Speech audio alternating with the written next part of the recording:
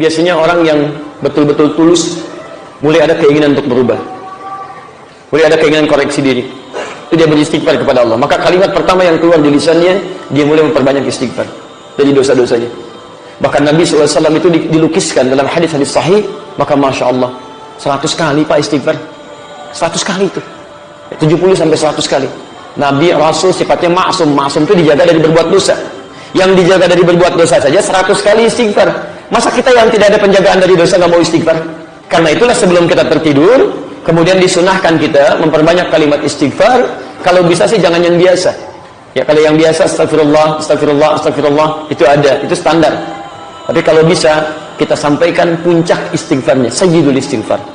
Terdapat di Al-Bukhari nomor hadis 6036, 6036. Lihat kalimatnya.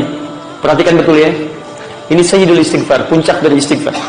Kalau Anda bisa bacakan ini lalu diserap dengan hati, maka ini jaminannya Masya Allah. Mohon maaf, jaminan langsung dari Nabi. Kalau orang ini bacakan kalimat-kalimat ini, ikhlas benar bacaannya, kalau dia tertidur kemudian meninggal, kata Nabi, dakhalal jannah, masuk surga dia. Bacakan dengan benar, pahami artinya, benar Anda bacakannya, kata Nabi, tertidur dia, kemudian tertidur dia dan meninggal, dakhalal jannah, masuk surga dia. Ini puncaknya. Antum ingin masuk surga? Sekarang perhatikan, lihat kalimatnya. Allahumma anta rabbi. Ya Allah, sungguh engkau lah Rabb. Rabb itu yang merawat saya, menyembuhkan saya, memberikan segala kecukupan, memaafkan, mengampuni, itu Rabb namanya.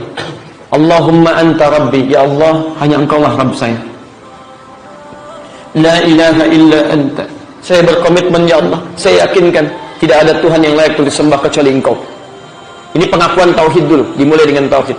Lihat, khalaqtani wa ana 'abduk. Engkau yang menciptakan saya dan saya hamba-Mu ya Allah. Ini kalimat adab dari semisal permohonan Nabi Isa untuk memohonkan ampunan kepada umatnya. Beliau memohon kepada Allah ketika ada, mohon maaf, di antara umat yang berbuat maksiat. Kata Nabi Isa, ya Allah, kalaupun mereka salah, mereka hamba-Mu ya Allah. Mereka hamba-Mu.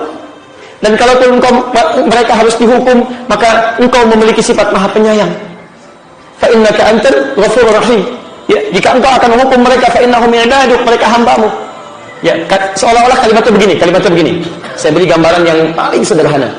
Anda kalau melihat anak-anak Anda dekat dengan Anda, misal dia pernah berbuat salah, ya, dengan anak orang lain, tega mana dalam menghukum? Hukum anak orang, hukum anak sendiri. Kalau saya nggak akan hukum dua-duanya. Paling diberikan pelajaran buat dia mengerti. Tapi pada prinsipnya, ketika seorang ayah akan marah kepada anak pun, ketika seorang ibu akan marah pada anak pun, kemarahannya akan tertahan oleh sifat sayangnya. Karena merasa dia bagian dari anaknya. Dia merasa bagian dari rahimnya. Paham sampai sini? Sekarang, jika seorang ayah terhadap anak saja begitu, maka bagaimana dengan seseorang, Masya Allah, misal, yang punya kekerabatan dekat dari si manusia. Kalau sifat manusia saja sudah begitu, maka bagaimana dengan sifat Allah yang tidak disamakan dengan manusia? Maka dari itu Anda memohon kepada Allah, ya Allah, anta khalaqtani wa ana 'abduk. Ya Allah, engkau yang telah ciptakan saya. Sekalipun saya berbuat salah, ya Allah, saya masih hamba-Mu. Paham? Ketika kita mengatakan diri sebagai hamba Allah, maka kita harapkan mudah-mudahan dengan pengakuan sebagai hamba Allah, rahmat Allah diturunkan kepada kita semuanya. Paham? Karena orang tua saja yang makhluk, yang manusia, ketika akan marah masih tertahan oleh rahmatnya, maka bagaimana Allah? Bagaimana dengan Allah yang tidak bisa diserupakan dengan makhluk, yang sifat rahmatnya lebih daripada makhluk? Maka kita katakan, khalaqtani wa ana 'abduk. Ya Allah, engkau ciptakan saya dan saya hamba-Mu ya Allah. Saya hamba. Karena itulah setelah itu Anda katakan, wa ana ala ahdika wa wa'dika mastata'tu. Dan sampai hari ini saya masih berusaha sekuat kemampuan saya. Ya, sekuat kemampuan saya untuk menepati perjanjian yang telah dibuat denganmu. Karena kita pernah berjanji kepada Allah sejak usia kandungan 4 bulan. Ruh ditiupkan. Quran surah ke-7 ayat 172. Kita telah berjanji untuk menjadikan Allah sebagai Rabb. Wa idh akhadha rabbuka min bani adama min zuhurihim dzurriyyatahum wa ashhadahum ala anfusihim qalu alastu bi rabbikum bala syahidna. Alastu bi rabbikum qalu bala syahidna. Ini yang disebut dengan ini ahdik, perjanjian dalam usia 4 bulan. Ketika terlahir kemudian tumbuh dewasa, maka mulai mengikat dengan wa'dun, janji spesifik dalam bentuk aplikasi. Maka diuji oleh Allah Subhanahu wa taala, benar enggak menjadikan saya Rabb? Saya perintahkan kamu salat ya. Yakin enggak?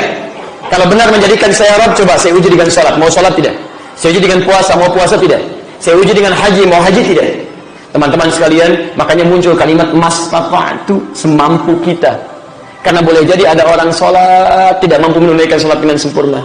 Ada orang puasa belum bisa seperti yang Allah inginkan dan sebagainya. Maka kita katakan, ya Allah, kalaupun saya kerjakan, saya sudah kerjakan sesuai kemampuan saya, ya Allah. Kalaupun masih ada salah, saya hamba-Mu, ya Allah. Saya masih hamba-Mu. Dan yang lebih berbahaya adalah, mohon maaf, perjanjian ini kemudian kadang-kadang kita nodai dengan berbuat kesalahan yang tidak disukai oleh Allah. Wa a'udzubika min syarri ma sana'tu. Maka mulai Anda akui, ya Allah, hamba kembali kepadamu, mohon ampunan. Hamba berlindung kepadamu dari keburukan yang pernah saya perbuat. Syarri itu keburukan yang tidak disenangi. Oh, hati-hati. Karena itu godaan setan. Antum senang digoda setan tidak? Setan godain dong? Enggak. Pasti antum jauhi. Makanya godaan setan waswasnya disebut dengan syarri. Min syarril waswasil.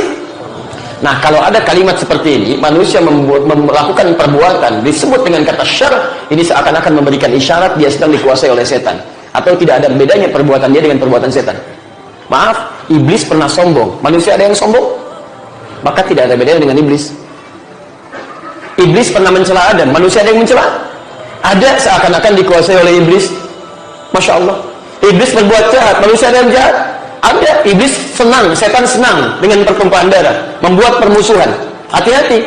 Yuqi'u bainakumul adawah. Setan membuat di antara Anda permusuhan. Jadi kalau ada yang sedang bermusuhan, berselisih, saling mencela, saling macam-macam, itu sedang dikuasai oleh setan. Hati-hati. Makanya di situ ujian. Mana yang bisa berlepas diri dari setan, mana yang terus dikuasai oleh itu. Itu syarrun namanya. Dan siapa di antara kita yang dalam hidup tidak pernah berbuat ini? Silahkan cek. Karena itu ketika Anda mengucapkan kalimat ini, coba Anda rasakan perbuatan buruk apa yang pernah Anda lakukan sebelum Anda tidur. Jangan-jangan sebelum Anda tidur, ibunda Anda pernah meneteskan air mata karena kata-kata Anda. Jangan-jangan sebelum tidur, pasangan Anda tidak ridho dengan Anda. Sampai bahkan Anda pun tidur di tempat terpisah. Anak Anda mengecam Anda, tetangga Anda kecewa dengan Anda, teman karyawan Anda pernah kecewa dengan Anda. Makanya ketika mengucapkan kalimat ini, mohon izin kawan-kawan, Anda mengakui ma sana'tu, yang telah saya perbuat. Anda berbuat apa? Sampai minta ampunan kepada Allah. Maka diturunkan tadi, apakah khata, apakah dzambun, apakah dzunubun ma'adzulmi, atau sampai maaf, sampai ke israf. Maka disitulah Anda istighfar itu. Ya Allah, ampuni ya Allah, ampuni ya Allah. Teruskan sampai ke ujungnya. Tahan dulu sampai di sini. Biasanya kalau benar sampai sini, benar bacaannya, itu gejolak hati sudah mulai muncul. Nangis itu nggak sadar. Ingat, ini kok ibu sudah mengandung, melahirkan, merawat, macam-macam, kok bisa kata-kata saya bisa menyakiti sampai keluar air mata.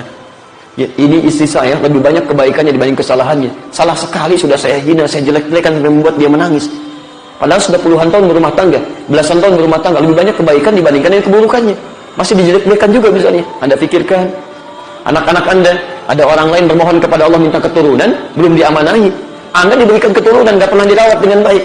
Anak orang Anda perhatikan, anak sendiri gak pernah dilihat. Teman Anda ajak-ajak, anak sendiri gak pernah diperhatikan.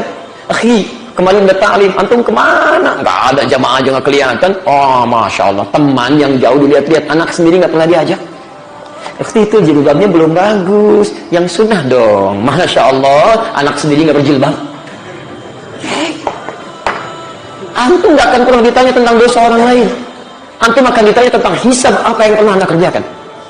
Hati-hati betul. Karena itu kalau diri sendiri belum layak untuk masuk surga, jangan komentarin surga orang lain.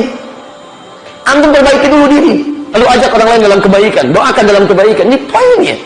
Kadang-kadang kita suka tidak adil di sini. Perhatikan kawan-kawan, ini poin pentingnya.